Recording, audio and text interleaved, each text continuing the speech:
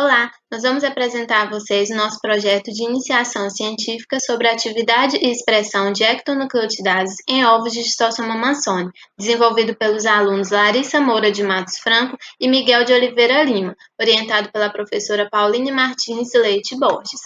A Schistosomose mansônica é uma parasitose de destaque mundial e que no Brasil é popularmente conhecida como barriga d'água ou doença do caramujo.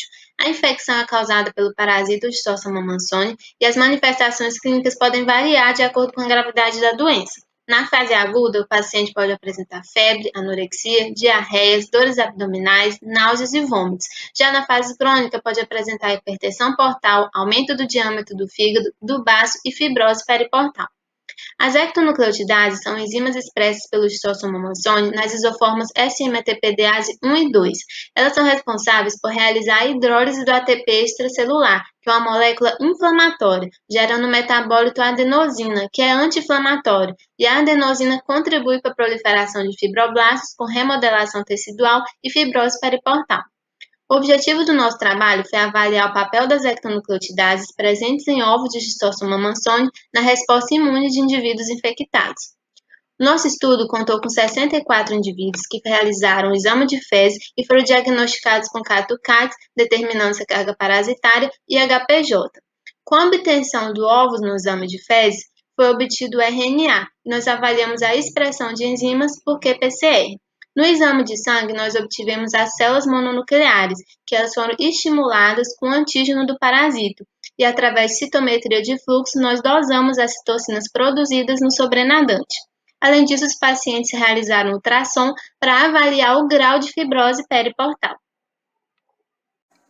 Os resultados que nós encontramos com o nosso trabalho, primeiramente foi dividir entre os 64 indivíduos aqueles que expressaram apenas a SMATPase 1, ou expressaram apenas a SMATPase 2, ou expressaram nenhuma das duas enzimas, ou expressaram ambas as enzimas. Dos 64 indivíduos, 24 não expressaram nenhuma enzima.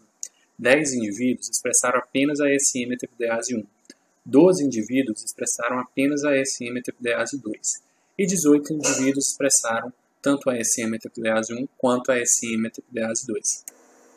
Nos resultados, nós temos a frequência de autoprodutores. Primeiramente, foi calculado a mediana global para todos os indivíduos produtores de citocinas. Indivíduos que supriram o valor da mediana global para a produção de citocinas foram considerados indivíduos autoprodutores. Nesse primeiro gráfico, nós temos a frequência de autoprodutores naqueles indivíduos que não expressaram nem a SMATPase 1 e nem a SMATPase 2. Dessa forma, a partir dessa frequência, foi traçada essa curva ascendente para comparação com os demais indivíduos que expressaram as outras enzimas, ou ambas as enzimas. Esse gráfico de cor verde demonstra a frequência de autoprodutores que expressaram apenas a SMATPase 1, que foram autoprodutores de interferon, IL-2, IL-10, IL-4 e IL-17. O gráfico de cor amarela mostra os indivíduos com frequência maior de autoprodutores que expressaram apenas a SMATPase 2, que foram autoprodutores de interferon, IL-10, IL-6 e IL-17.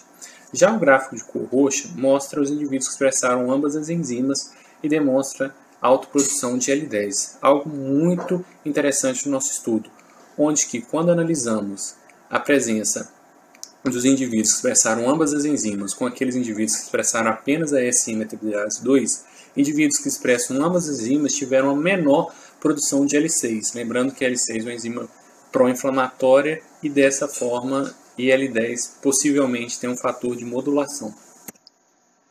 Concluindo nosso trabalho, a expressão das SMATPases em ovos de Schistosoma mansoni parece influenciar a resposta imune dos indivíduos infectados de Schistosoma mansoni, onde indivíduos que expressaram ambas as enzimas, tanto a SMATPase 1 quanto a SMATPase 2, nas amostras de fezes, modulam negativamente a resposta imune do hospedeiro, provavelmente por IL-10. Por alterarem a imunidade, interferências na ação dessas enzimas podem contribuir para a formulação de marcadores tanto para prognóstico quanto para um alvo terapêutico.